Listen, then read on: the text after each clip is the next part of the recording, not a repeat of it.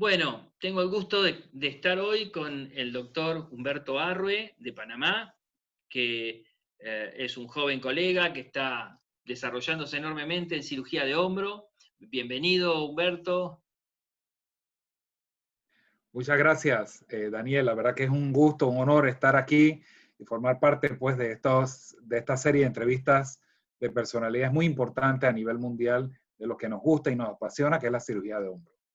El placer es mío y es bueno también tener esta oportunidad de mostrar otro ángulo, otra visión, conocer cómo pueden ir variando las cosas de un país a otro, y también la historia de cada uno, ¿no? Siempre lo digo, nuestra generación, a hacer cirugía de hombro se llegaba o por casualidad o como un destino de castigo. En tu caso, por suerte, es totalmente distinto, ya sos de una generación que eligió esa opción Correcto. y tuvo muchas más posibilidades de desarrollo y de formación ya con cosas estructuradas, ¿no? ¿Cómo fue tu historia? ¿Cómo llegaste al hombro? Bueno, la verdad que primero se llega a la especialidad y yo fui selección nacional juvenil y mayor de voleibol por Ah, primera como antecedente, pero ya yo estaba orientado a la ortopedia. Por supuesto que uno se lesiona a través del camino. Yo jugué voleibol entre los 15 hasta los 24 años ya a nivel de selección nacional, excepto ajá. en la carrera de medicina, cuando ya es imposible hacer deportes y estudiar medicina de esa forma. Entonces, yo entro en la especialidad, pues me gano mi especialidad y no entendía el concepto de su especialidad al inicio, pero posteriormente ya uno se da cuenta, bueno, yo paso de un deporte a otro. Al año de dejar el voleibol, en jugar softball y me vuelvo lanzador de la selección nacional de molinete. Y aprovecho, Argentina es el campeón mundial de molinete, de softball rápido, bola Mira, rápida. Así que mira, mis felicidades para la no, Argentina, que tiene no unos pitchers sabía. extraordinarios. No solamente el fútbol, sino tienen el mejor picheo de Latinoamérica y ahorita del mundo lo tiene Argentina. Mira, no sabía. Sí. Entonces, pues al estar involucrado en el tema del voleibol y sobre todo después del softball, yo fui lanzador número 1 de Panamá por algunos años durante mi residencia. Entonces, obviamente, yo creo que la tendencia hacia el hombro pues, fue muy clara, muy evidente. La mayoría de las lesiones en el béisbol y en el softball es hombro. Entonces, Ujú. a nosotros en el Congreso Nacional de Ortopedia tuvimos la gran suerte, por un lado, y oportunidad de que en mi segundo año de internado, de residencia, perdón, el orador principal de nuestro Congreso Nacional de Ortopedia en ese entonces fue el doctor Charles Rockwood. Entonces, y la razón fue muy sencilla, o sea, ¿qué hace el doctor Rockwood en un país centroamericano? Lo Pues sé. claro, la razón era muy sencilla, y es que él hizo creo que fue su primero o segundo año internado en el hospital de la base militar, que era en aquel entonces el Hospital Gorgas. Exacto. Entonces él tenía su parte de su corazón estaba aquí, quería visitar, y le dice al presidente de la Sociedad de Ortopedia que, oye, ¿qué tal si algún panameño se va conmigo a entrenarse? Entonces yo creo que se juntó el hambre con las ganas de comer, como decimos. No me Yo quería, digas. sí, sí, así que pues me entrevistó en 15 minutos, me entrevistó, me dice, mándame tus papeles, escríbeme por qué quieres la especialidad, etcétera. Y pues ya yo sabía desde mi segundo año de residencia, acá dura 4 años la residencia, de que cuando yo terminaba mi especialidad, yo me iba a hacer mi fellow con el doctor Rock. Increíble. Yo sabía que, porque Rockwood tiene una historia increíble, él siempre contaba sus historias, bueno, tú lo habrás pasado cuando se iba a su despacho a tomar tequila después de la consulta. Y él contaba, porque Rockwood era hijo de un abogado, hasta donde yo recuerdo, y habían tenido una posición económica muy buena, a tal punto que creo que su padre fue el dueño del primer auto que hubo en Oklahoma, el primer coche de Oklahoma fue del padre, pero Wow. cuando vino la depresión del 30, pasaron un momento muy complicado desde el punto de vista económico, y él tuvo que hacer y financiar su carrera médica como hacen muchos norteamericanos, que era, digamos, incorporándose a las Fuerzas Armadas. En el caso de él, la Fuerza Aérea. y estuvo destinado en Panamá y siempre hablaba encantado de su experiencia en Panamá. Yo, para molestarlo, decía que él no hablaba español, que él hablaba panameño, cuando intentaba hablar español, pero mucho no aprendió. ¿Y en qué año estuviste con Rockwood? Yo estuve en el 2001. Yo terminé mi especialidad el 31 de marzo y el 10 de abril estuve en San Antonio presentándome y formalmente arranqué el 15 de abril. Qué bien, qué bien. Mira, no sabía. Yo estuve en el 93. En el Wow. 93 estuve con Rockwood, sí. Y hace muy poco escribió en Facebook alguna cosa, porque tiene su página de Facebook, y es una explosión de respuestas. De golpe hay como 70, 80 respuestas de gente que está a la expectativa. ¿Y cuánto tiempo estuviste en San Antonio? Yo estuve 6 meses en San Antonio. Ah, igual que yo, igual. Qué sí, bien, sí. Qué bien. Bueno, qué experiencia, ¿no? Sí. Y estuviste entonces con Michael Wirth también. Así es, Michael Wirth. De hecho, tengo la anécdota, pues una de las anécdotas muy queridas es que yo termino la rotación, Michael Wirth me entrega los libros autografiados, firmados, el Dr. Rockwood me entrega el suyo, me entrega el mío, y pues me entrega una corbata, que es la que se le entrega, y después como tradición, se le entrega una corbata a los fellows americanos. Y Michael Wirth me dice, y lo recuerdo con mucho orgullo, me dice, Humberto, pasa los exámenes y nosotros te aceptamos. Ahora, tenía que volver a comenzar a hacer toda la especialidad, pero al final me dio la oportunidad de pasar los exámenes, quedarme allá y hacer todo de nuevo, que lo cual eso atesoro súper en mi corazón. Qué bueno, seguro, es muy importante. Realmente sí, es una experiencia increíble. San Antonio es una ciudad muy bonita, muy pintoresca, y ese lugar realmente, bueno, siempre se dice, ¿no?, que solo los que hemos pasado un tiempo con Rockwood podemos valorar lo que eso significó y lo que significa él. Me acuerdo que una vez le mostraba a Carl Basmenia, que fue mi compañero de fellowship allá, cuando vino a Argentina, muchos años después, una polea del kit de rehabilitación que me había regalado Rockwood, de la maleta con el kit de rehabilitación. Claro. Y Basmenia me dice, esta polea la tocó Rockwood, fíjate hasta qué punto wow, es la devoción, ¿no? Y sabes que tengo ganas algún día, aunque sea de hacer una reunión online de fellows de Rockwood, porque me parece total, que sería muy bueno. Merecida. Sí. Así es. Porque cada uno antes tiene que se vaya. No sé si él podría participar, es una pena, no sé, pero yo tengo la alegría de haberlo traído aquí a Argentina junto con la Sociedad Paraguaya, digamos, con el grupo de Paraguay del Hospital Universitario de Asunción, en el año, creo que fue 2013, por última vez, Okay. Y estuvo aquí en Buenos Aires, o 2011 o 2013, creo que fue 2013, estuvo en Buenos Aires, dio una presentación en la Asociación Argentina de Ortopedia y Traumatología. Nosotros tenemos un curso universitario que es anual, y los muchachos un día estaban, que teníamos clase, y entra Rockwood y se sienta. Te imaginas la sorpresa de todos. Y después nos fuimos a Asunción, donde lo hicieron doctor honoris causa de la Universidad de Asunción, y fue inolvidable. Pasamos el cumpleaños de Rockwood, fue muy, muy lindo. Esa fue una de las veces que vino por aquí. Así que realmente grandes recuerdos. Mira, una sorpresa, no sabía. Parece tendenciosa mi elección, porque te digo que me estoy enterando de tanta gente. Por ejemplo, lo charlaba el otro día también con Carlos Torrens de Barcelona, que seguramente conoces, sí, y no sabía que Carlos también lo tenía Rockwood ahí como un punto de referencia. Claro. Qué claro. bien. De hecho, en mi práctica profesional, realmente digo, salvo el manejo per se artroscópico, que es otra técnica, pero sí, conceptualmente el manejo posoperatorio y la evaluación clínica tiene el sello Rockwood. Claro. 100%. Bueno, es lo que tú dices, es lo conceptual. Lo otro es técnico. Correcto. Pero lo conceptual, que desgraciadamente uno a veces discute con colegas y se da cuenta que no tienen el concepto, aprenden técnicas y no tienen el concepto. Y eso Rockwood lo transmitía enormemente.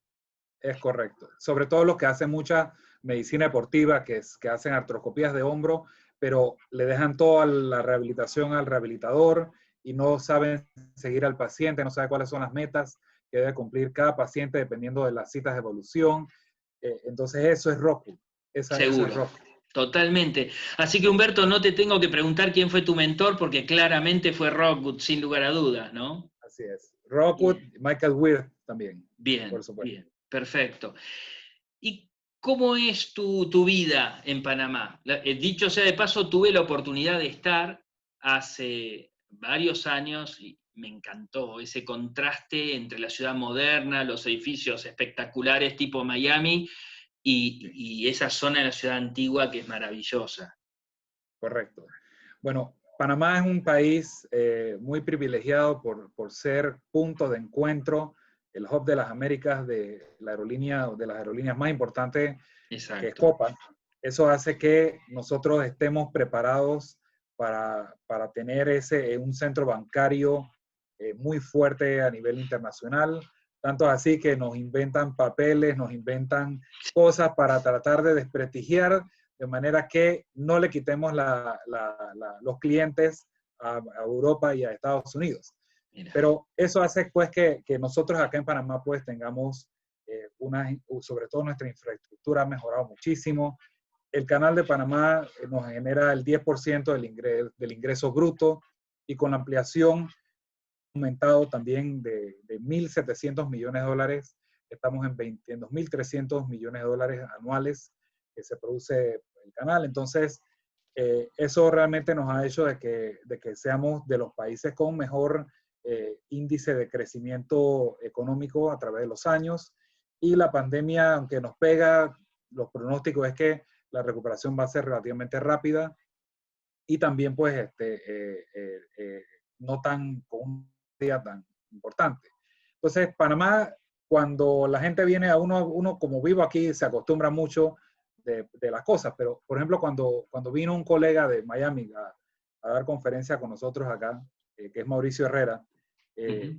Mauricio se quedó asombrado porque decía, oye, pero esta es la combinación entre Nueva York con Miami, porque tengo los rascacielos, que a propósito tenemos de los 14, tenemos 13 más altos de toda Latinoamérica, nos gana un solo edificio en Chile, y el contraste con el mar, que es como si fuese Miami. Entonces decía, concho, yo estoy como que entre Miami y Nueva York, que es único. Claro. Y cierto, y a cuestión de un par de kilómetros, entonces tenemos el casco antiguo, que tenemos edificios pues, de más Precioso. de 400 años. Sí, Mucha historia en Panamá, sí, definitivamente. sí. Más la selva, más las playas, realmente espectacular, espectacular. Gracias. Y sí, ¿me querías decir alguna cosa? No, aquí como todo Latinoamérica, lo que nos mete en problemas son los gobiernos. Eso es lo que nosotros tenemos la clase política es la que tiene que mejorar Qué y la raro, parte que todo lo demás. qué raro. Yo siempre digo, ¿te imaginas si nosotros tuviéramos la misma eficiencia que tienen nuestros gobernantes, se nos morirían todos los pacientes, ¿no? Totalmente. Por eso mira el índice de letalidad tanto en Argentina como en Panamá. Eso significa que la clase médica pelea y trabaja en la excelencia, pero la gente anda al garete, anda con Sí. poco importe, con mucha indisciplina. Entonces, ese mismo concepto tiene que cambiar en general. Además, no sé en Panamá, pero aquí si un médico tiene una complicación, tiene que pagar con su patrimonio por esa complicación. Un Ah, wow. político hace cualquier desastre y simplemente desaparece por un tiempo y sigue siendo una persona rica sin necesidad de dar ningún tipo de respuesta. Dicho sea de paso, lo mismo sucede con los jueces. Bueno, exacto. Y de hecho aquí en Panamá yo tengo compañeros que, pues yo no estoy en medio político, pero sí tengo pacientes, amigos que me dicen que entran al gobierno y que logran recaudar tanto que simplemente ya no necesitan trabajar más, Sí, desgraciadamente es así. desgraciadamente. Desgraciadamente es así y uno no ve solución a eso, por lo menos a corto plazo, ¿no? Uno no ve, aquí es como que desgraciadamente seguimos con la mentalidad que el que es un empleado público de jerarquía se considera parte de una nobleza y una casta distinta, mientras que países, por ejemplo, escandinavos, no es ni más ni menos que un ciudadano más que está ocupando una posición transitoriamente, que se encarga hasta de hacer la higiene de su propia oficina. Es Y, correcto. y desgraciadamente aquí se creen que son virreyes o que son príncipes o lo que sea. Desgraciadamente es así. Espero que eso Correcto. no termine por las malas, pero va a tener que terminar de una manera o de otra, tarde o temprano, ¿no? Así es. La justicia, no hay certeza del castigo en la justicia. No. Y los mismos jueces y todo el sistema se corrompe también por el dinero. Entonces, esto es de nunca acabar. Sí, sí, desgraciadamente es así y es muy triste. Pero bueno, yo siempre digo que uno no elige ni dónde nace ni cuándo nace, pero uno elige cómo vive, Sí, a es pesar correcto. de todo, ¿no? Siempre decimos, y en tu caso que hablábamos antes de la ascendencia vasca, nosotros hemos nacido en Argentina por casualidad, porque Sí, todos nuestros abuelos han venido de la gran mayoría de la población de Europa y de distintos países, y la realidad es que, bueno, nos tocó nacer aquí y amamos nuestro país, pero podríamos haber nacido en España o en Francia o en Italia o en Irlanda o en donde sea. Y la realidad es que a veces quienes nacen en un determinado lugar con buenas condiciones se creen que tienen el mérito de haberlo hecho y es el simple azar. Y yo a veces valoro mucho más el mérito de quienes tienen que luchar contra las circunstancias todos los días para lograr algo, que aquellos que, bueno, me parece perfecto el que pueda hacerlo con facilidad, pero nadie se imagina las cosas que tienen que enfrentar cirujanos de América Latina para lograr sus objetivos, ¿no? de hecho, como bien saben, nosotros pues no podíamos trabajar en San Antonio mientras estuvimos allá, generar ingresos, salario, pues. Exacto. Pero, pero yo sí tuve la oportunidad de trabajar under y lo hacía jugando softball. Ah, mira. Cuando yo fui como ya sabía que iba para allá, el mejor lanzador de México, en ese entonces vivía en Dallas. Y yo le digo, oye Tito, mira que voy para San Antonio de tal fecha, y me dice, no, no, no, no, tú tienes que venir a jugar a mi equipo. Así que yo jugaba los fines de semana y de hecho logré jugar en la liga interna de la ciudad de San Antonio también, así que, y allá si tú juegas bien, a ti te pagan todo, así que me pagaban mi salarito, yo ganaba $2,000 al mes, Muy bien.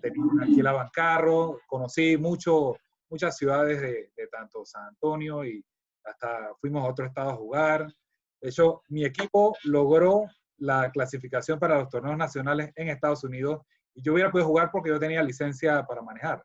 Así que, pero bueno, ya le decidió mi patrocinador que no, pero hasta eso hasta esa anécdota tuvimos. Entonces, es un tema de sacrificio que pues tenemos que hacer para lograr lo que uno necesita.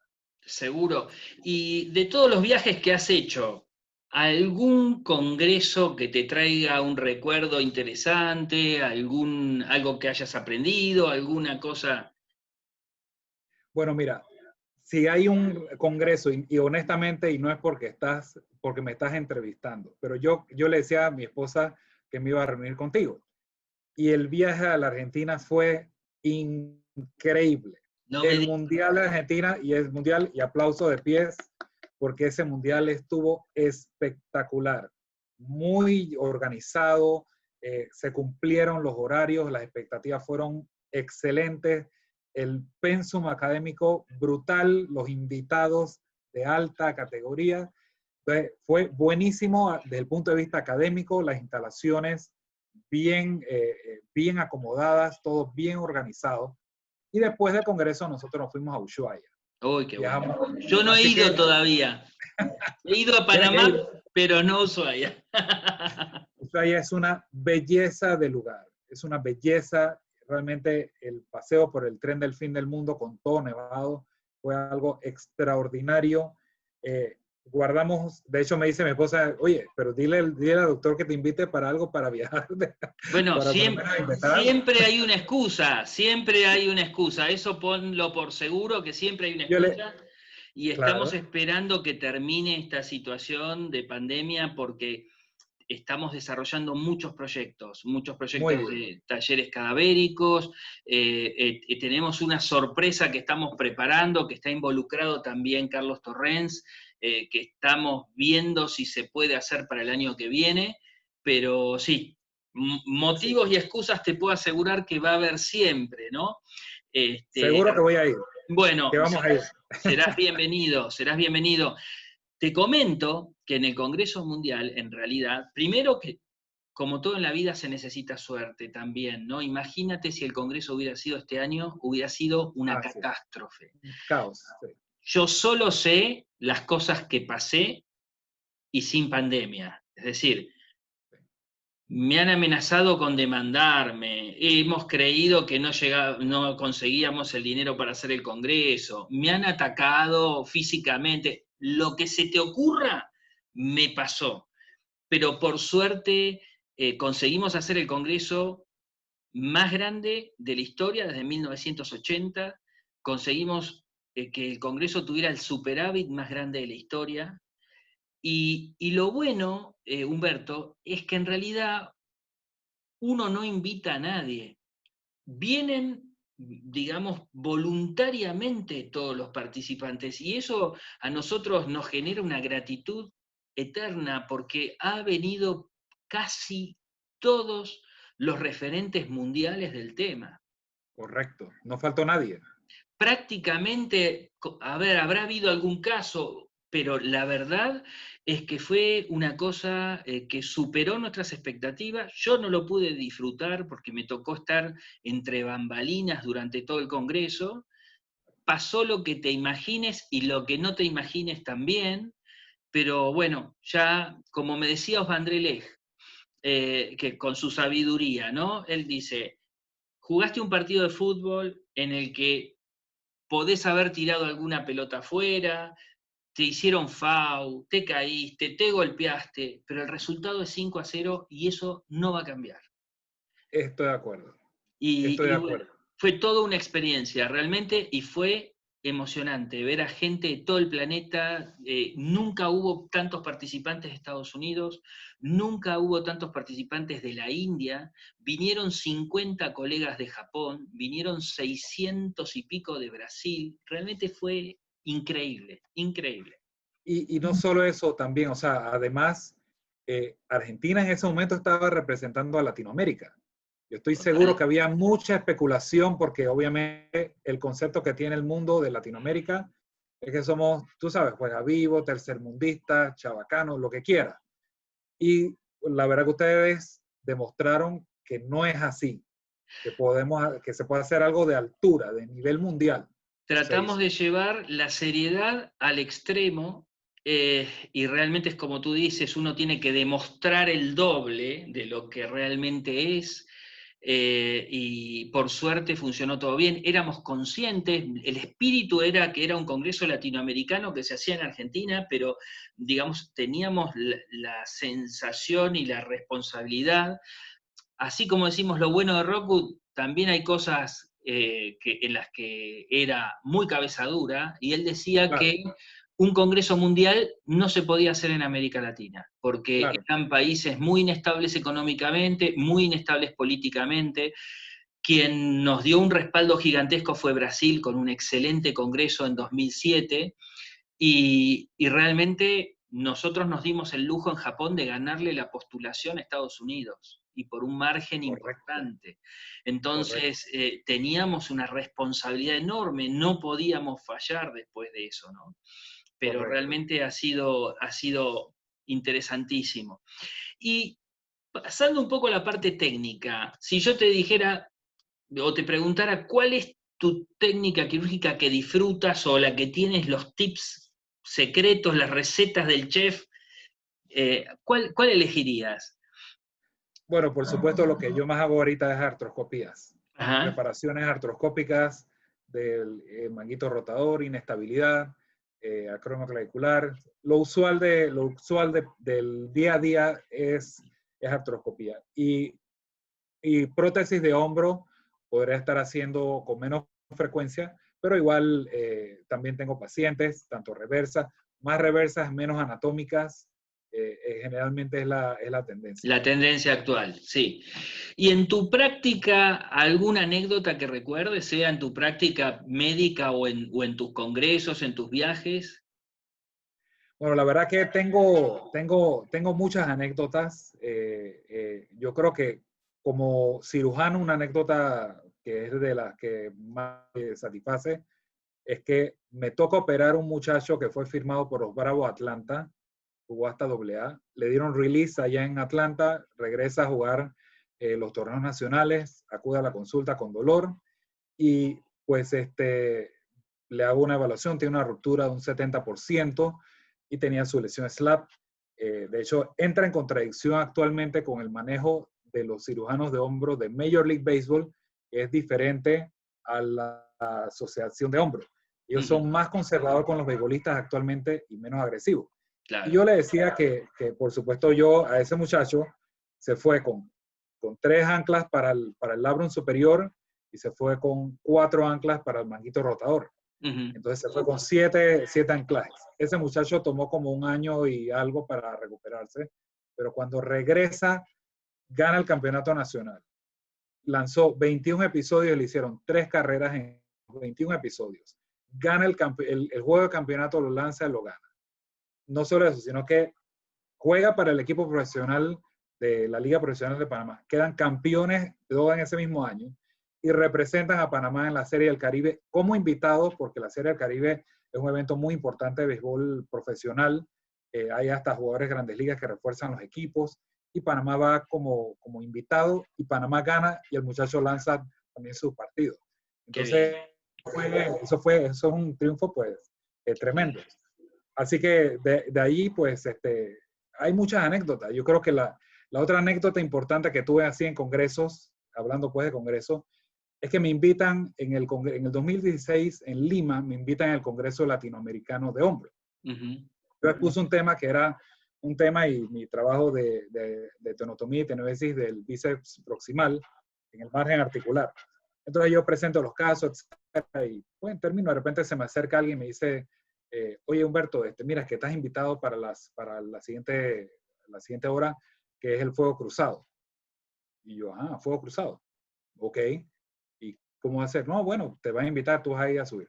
Al final, nos pusieron a 6 latinoamericanos de un lado y todos los maestros invitados de ese congreso al otro lado.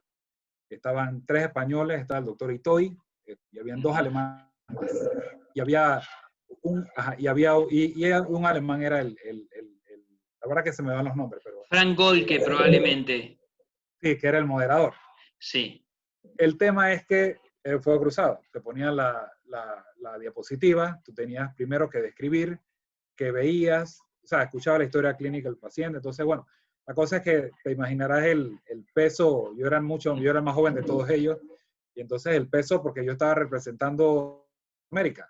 Seguro, Entonces, seguro. lo que sí, pues, al final, pues yo termino la exposición y todo, y el doctor Itoy se me acerca y me dice, oye, muy bien hablado, y así en general los compañeros, así que, y obviamente, bueno, en inglés había que discutir los temas en inglés. Bien, bueno, eso es una satisfacción enorme, pero son momentos que parecen interminables. Yo me acuerdo la primera vez, a mí me toca presentar un trabajo en Orlando, en la American Academy, con el servicio de Rockwood, que tuve la alegría y la satisfacción de ser el primer latinoamericano al que le ofreció presentar un trabajo.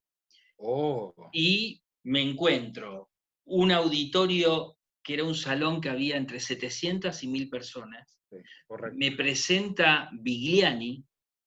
Por primera vez veía que tú hablabas y tenías en una pantalla la diapositiva, porque en ese momento todavía no había laptops, y en otra pantalla tu cara, que te enfocaban con una cámara, y veías sentados en primera fila a Bigliani, a Rockwood. Fueron los momentos más largos, los minutos más largos de mi vida. Pero bueno, te queda la satisfacción después para siempre, ¿no? Y te hace más fuerte.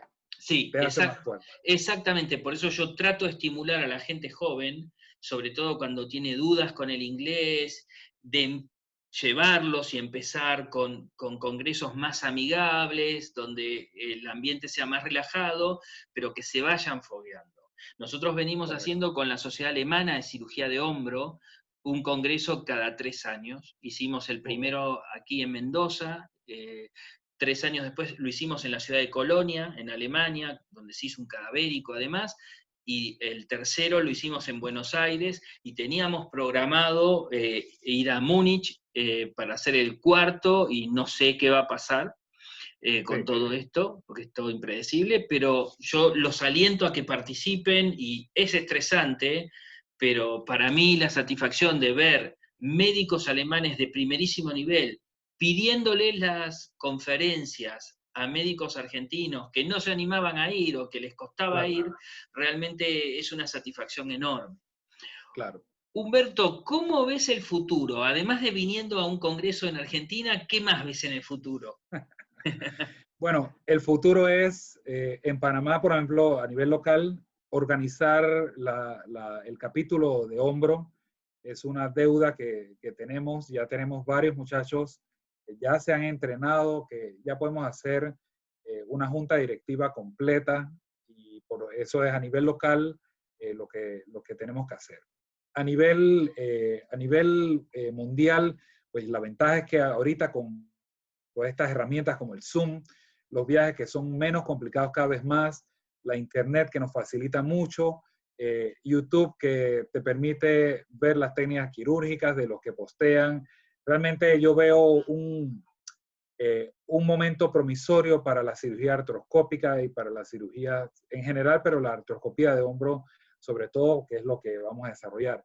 Quizás lo que los muchachos jóvenes se les queda es que, por ejemplo, tanto tú como yo aprendimos a hacer una reparación abierta, y pudimos reparar abierto a cualquiera de las lesiones. En cambio, los muchachos nuevos no tienen ese reto abierto de la cirugía. Y en ese sentido, yo creo que el doctor Rockwood no se lo gana a nadie en cirugía abierta, con lo detallista que era, con la Sí. anatomía y la forma de disecar. Entonces, esa es quizás la deficiencia. Ese sería, si bien es cierto, tiene un gran plus la parte artroscópica actual, pero la parte abierta es la que le toca a los muchachos poderse pegar con alguien que trabaje esto para aprender también y tener la opción o tener el criterio cuándo hacerlo abierto y cuándo hacerlo cerrado. Nos decía un cirujano americano que vino hace unos años que en algunos procedimientos estaban volviendo a la cirugía abierta porque por el tema de los seguros, si usaban más de una determinada cantidad de arpones, iban a pérdida con los Imagínense. honorarios. Entonces, pero el problema serio que tenían era que muchos de los médicos jóvenes que estaban en el equipo no solamente nunca habían hecho una cirugía abierta, nunca habían visto una cirugía abierta. Oh, Entonces tenían que reentrenar a todo el mundo para poder adaptarlos. Pero bueno, uno ha visto a lo largo de los años, y en eso tengo ventaja sobre ti, porque hace 30 y pico de años que estoy en este tema. De hecho, mi primer manguito rotador como ayudante fue hace 40 años, porque mi padre es traumatólogo, y entonces wow. lo ayudé a hacer una ruptura de manguito rotador con una técnica prehistórica. Claro. Después lo inmovilizamos con un yeso toracobraquial, con un palo de escoba acá sosteniéndole el brazo.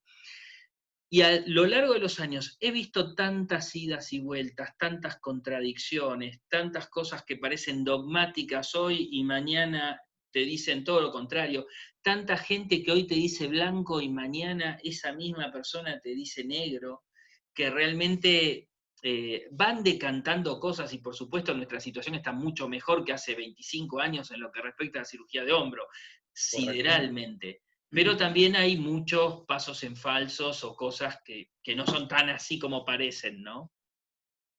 Sí, así es, así es. De Humberto, hecho, la ventaja, sí. la ventaja, o sea, la ventaja de actualmente haber organizado cada lesión, su tratamiento, eh, eso hace que la subespecialidad como tal tenga mucha presencia y sobre todo respeto, porque no es lo mismo meterse a hacer una rodilla que meterse a hacer un hombro. También la rodilla tiene hay rodillas y hay Complejidad. rodillas, Sí. pero el punto es que el hombro tantas sorpresas que prácticamente te obliga a irte a entrenar afuera para poder hacerlo sin que los pacientes te compliquen tanto, por decir así. Sí, sí, no, no es fácil, no es fácil el hombro. Cuando yo empecé, el hombro tenía muy mala fama en cuanto a los resultados, y por suerte eso ha quedado en la historia, ¿no? Correcto. De hecho, cuando yo fui, cuando mis colegas, mis maestros, que en ese entonces sabían que yo iba a hacer hombro, había en general decir que, pero ¿y este tipo por qué va a hacer hombro? Si el hombro tú lo operas y queda mal y eso lo manda a terapia y lo infiltra. Como que prácticamente no había dinero allí, ¿no? Pero Exactamente. como nosotros habíamos comentado, pues yo tomé esto por vocación. Yo no, nunca vi el concepto del dinero. Yo creo que si hubiera sido por dinero no lo hubiera hecho. Pero bueno, y eventualmente, pues, en la actualidad, entonces, se ha abierto una beta de ingreso muy buena porque las artroscopías son increíblemente mucho más frecuentes que cualquier otro procedimiento abierto, por decir así.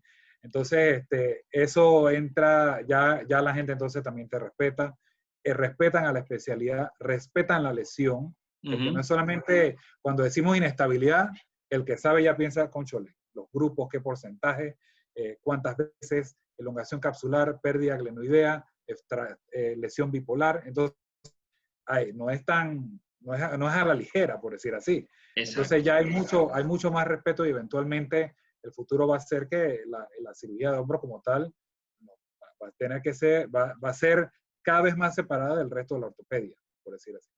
Bien, perfecto, Humberto. Bueno, un placer. Creo que más allá de esperar tu viaje, hasta que toda esta situación se vaya poniendo más clara, sería un placer tenerte en alguna de las actividades online que se están haciendo. Sin lugar a dudas, imagino que hombro de lanzador debe ser algo que conoces de los dos lados del mostrador. Entonces, Correctamente, bien. correcto. De hecho, Artrex me invita hace unas semanas a hablar sobre lesiones en SLAP, porque ellos saben que el hombro lanzador es algo pasional, por decir así. Entonces, sí, definitivamente que las lesiones del hombro lanzador y la biomecánica sobre todo, y como dato, porque yo me meto en la parte técnica también. Por ejemplo, hay posiciones de lanzar que actualmente se están estudiando como incorrectas y que hay muchos lanzadores de grandes ligas que las hacen y eso al final, cuando el estudio termine, se va a demostrar que esa forma de lanzar te quita longevidad del lanzador, te quita millas por hora y te aumenta el riesgo de lesiones. Entonces, hasta eso me meto. Y de hecho, cuando usted opera un paciente de SLAP, la forma de lanzar con un buen cierre escapular es lo que te evita. Es un factor también no solo mejora la mecánica, sino que evita que reincida la lesión y que quedes con dolor. Bien, perfecto. Bueno, entonces contaremos contigo. Con mucho gusto. Un placer, Humberto. Muchas Muchas gracias por participar y por tu gracias tiempo. gracias por la entrevista, Daniel. Espero que todo siga muy excelente en Argentina. Gracias, un abrazo igualmente para ustedes.